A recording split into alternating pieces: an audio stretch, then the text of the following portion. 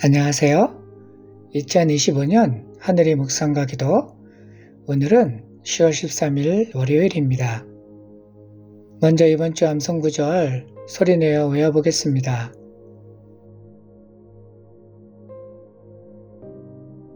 이와 같이 성령도 우리의 연약함을 도우시나니 우리는 마땅히 기도할 바를 알지 못하나 오직 성령이 말할 수 없는 탄식으로 우리를 위하여 친히 간구하시느니라. 로마서 8장 26절 말씀.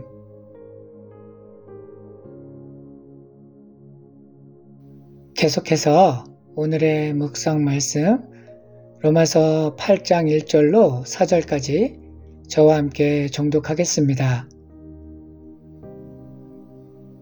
그러므로 이제 그리스도 예수 안에 있는 자에게는 결코 정죄함이 없나니 이는 그리스도 예수 안에 있는 생명의 성령의 법이 죄와 사망의 법에서 너를 해방하였음이라. 율법이 육신으로 말미암아 연약하여 할 수 없는 그것을 하나님은 하시나니 곧 죄로 말미암아 자기 아들을 죄 있는 육신의 모양으로 보내어 육신의 죄를 정하사 육신을 따르지 않고 그 영을 따라 행하는 우리에게 율법의 요구가 이루어지게 하려 하심이니라. 아멘.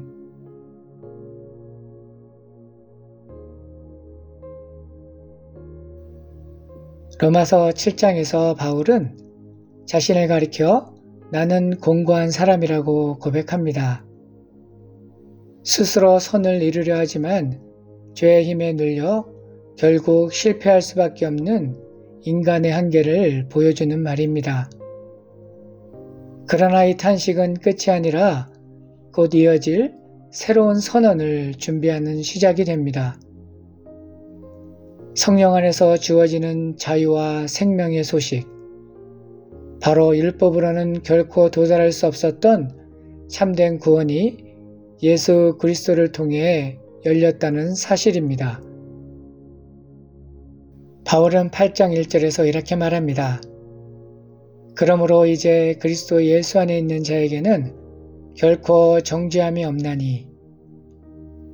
여기서 말하는 정죄 없음은 단순히 마음이 편해진다는 뜻이 아닙니다. 법정에서 판결이 완전히 뒤집혀진 것을 말합니다. 우리는 더 이상 죄인으로 서 있는 존재가 아니라 무죄 선고를 받은 존재라는 것입니다. 그 이유가 2절에 나옵니다. 생명의 성령의 법이 죄와 사망의 법에서 너를 해방하였음이라. 성령께서 우리를 붙잡고 있던 죄와 사망의 권세를 끊으시고 새로운 질서와 생명 안으로 우리를 옮기셨습니다. 그래서 믿는 자의 삶은 겨우 용서받아 살아가는 삶이 아니라 바뀐 신분으로 새로운 법 아래 살아가는 삶입니다. 그렇다면 이 일이 어떻게 가능했을까요?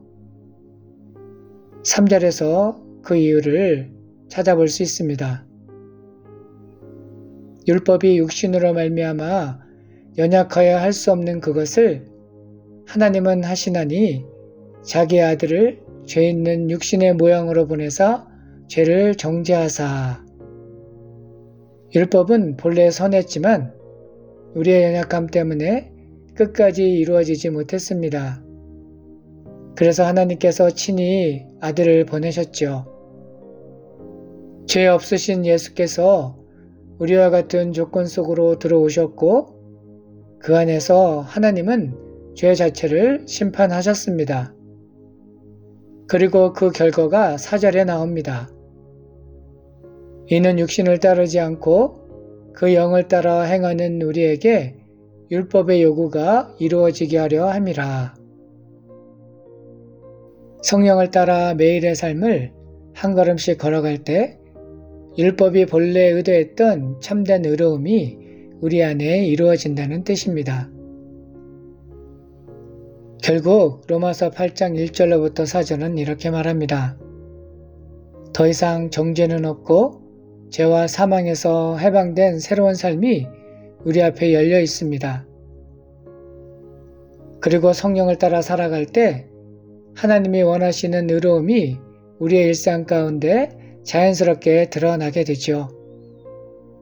그러니 오늘도 내 힘이 아니라 성령의 인도하심을 따라 자유와 생명의 길을 기쁨으로 걸어가기를 소망합니다.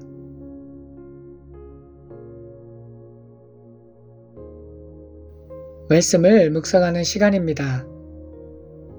오늘 본문 말씀은 여러분의 삶에 어떤 의미가 있습니까? 이 말씀을 어떻게 적용할 수 있을까요? 잠시 묵상하며 하나님의 음성에 귀 기울이는 시간 되기 바랍니다.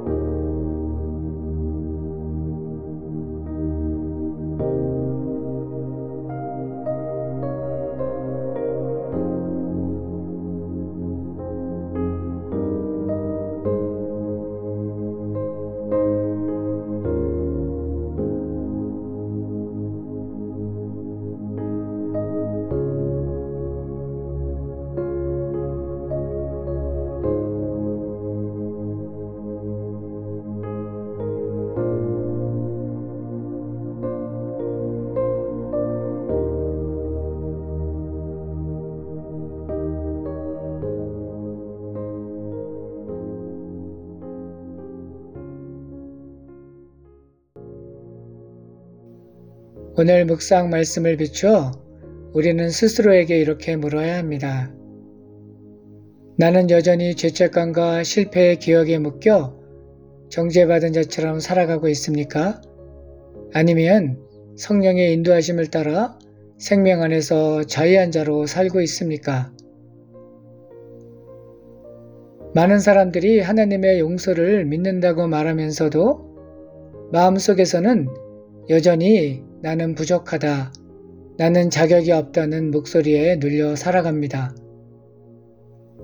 그러나 바울의 선언대로 하나님께서 이미 우리의 죄를 덮으셨고 우리를 무죄하다고 선포하셨습니다. 그러므로 믿는 자의 삶은 용서받기 위해 애쓰는 삶이 아니라 이미 용서받은 자로서 풍성한 생명을 누리는 삶이어야 합니다. 이제 우리는 이 진리를 삶 속에서 적용해야 합니다. 과거의 잘못이나 실패가 우리의 정체성을 규정하지 못하도록 마음의 방향을 바꾸어야 합니다. 죄책감에 계속 사로잡혀 있다면 이는 이미 이루어진 은혜를 부정하는 일이 됩니다. 성령께서 우리 안에 거하신다는 사실을 믿는다면 우리는 더 이상 과거에 갇힌 사람이 아니라 매일 새로워지는 존재입니다. 어거스틴은 이렇게 말했습니다. 어제의 나를 잊어버리고 오늘의 나를 새롭게 하시는 은혜 안에 머물라. 하나님은 과거의 우리보다 오늘의 우리에게 관심이 있으십니다. 어제의 상처와 실패를 바라보기보다 오늘 우리 안에서 일하시는 성령님께 우리의 시선을 두어야 할 줄로 믿습니다. 그러므로 이제는 결단할 때입니다. 우리의 연약함이 여전히 남아있을지라도 성령께서 그 연약함 속에서 하나님의 영광을 드러내실 것입니다. 이를 믿고 성령님의 인도하심에 마음을 열어 말씀에 순종하기 원합니다. 성령을 따라 사는 삶은 완벽한 사람이 되는 것이 아니라 완벽하신 하나님을 의지하는 삶인 줄로 믿습니다. 이제 두려움과 죄책감의 무게를 벗어던지고 하나님의 자녀답게 담대히 나아가기로 결단합니다.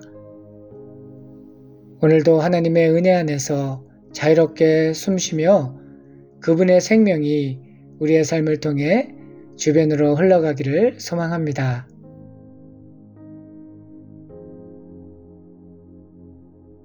당신의 기도는 무엇입니까? 이 시간 다음의 기도 제목을 가지고 결단하며 기도하겠습니다. 그리스도 안에서 정죄함이 없는 자유를 날마다 누리기를, 성령의 인도하심을 따라 죄와 사망의 권세에서 벗어나기를, 성령의 능력으로 우리의 삶 속에서 율법의 의로운 요구가 성취되기를,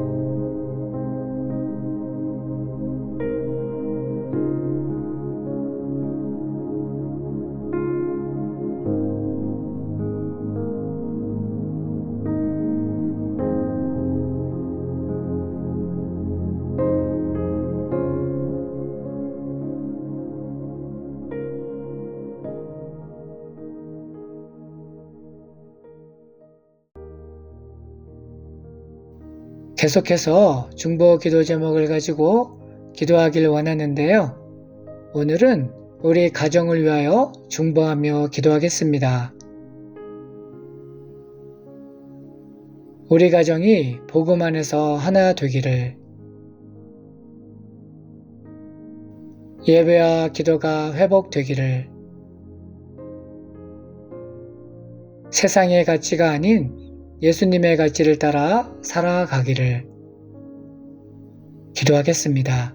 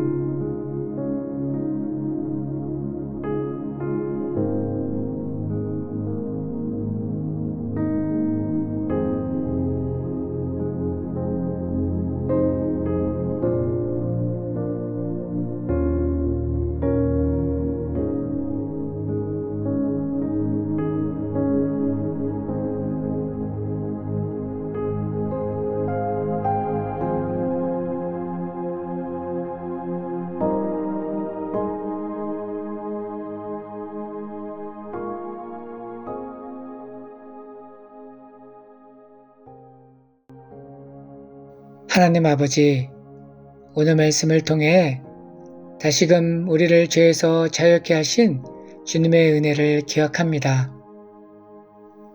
죄책감과 두려움 속에 머물지 않고 성령의 인도하심을 따라 담대히 걸어가게 하옵소서.